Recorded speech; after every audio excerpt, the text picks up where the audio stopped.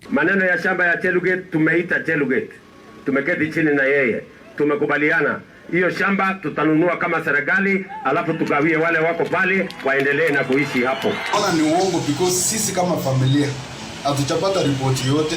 One day later, just as His Excellency the President stated, we are in engagement with the government on this matter, and we have already made an offer to sell the land to the government to settle the squatters. Bwana Yesu asifiwe. Chamgei. Maneno ya shamba ya Cheruyot tumeita Cheruyot. Tumeketi chini na yeye. Tumekubaliana hiyo shamba tutanunua kama serikali, alafu tugawie wale wako pale waendelee na kuishi hapo. Ona ni uongo because sisi kama familia hatujapata ripoti yote, hatujui ni nani anaongea na rais. Ninashangaa kwa sababu mambo ya succession ya hii shamba ya mzee bado iko njiani, it is in process, and we are waiting to see who should be the administrator of this land. Rais alipokuja Tuesday, alikuja akaongelesha watu, akasema ameongea na baba mwenye alikufa miaka 7 iliyopita, na babangu amekufa. Tujui wanafanya negotiation na nani kwa hii familia. Kitu ninasema ninaenda kotini kuchua ukweli mahali. Our late father's land, LR Ilmotiok. one day later, /54. Just as His Excellency the President stated, we are in engagement with the government on this matter, and we have already made an offer to sell the land to the government to settle the squatters. Interestingly and worthy of note, our father, the late Isaiah Kiplangat Cheruyot, had on several occasions reached out to the government looking for a peaceful and amicable solution. Sadly, he passed on before its actualization. We, the family, are pleased and extremely grateful to His Excellency the President and the Governor Narok for their determination and resolve to find a meaningful solution.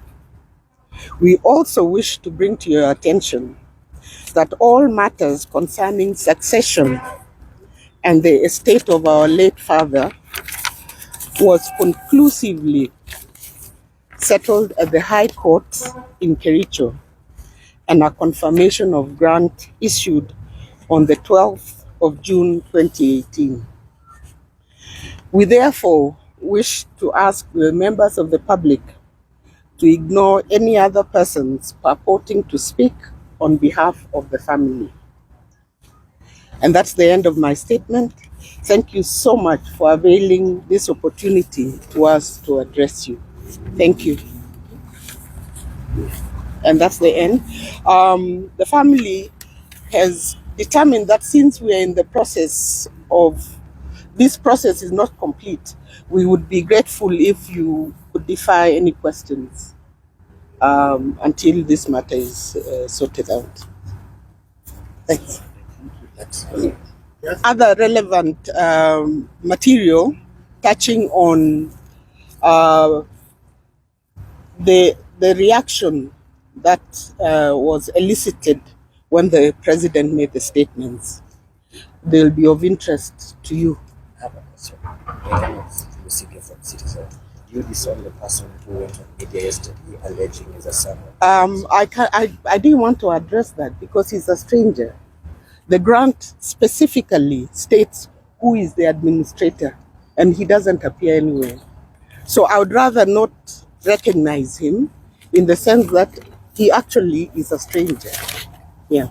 So what you say about perhaps some supporters who might have participated in trying to aid you on? We don't know. We don't know.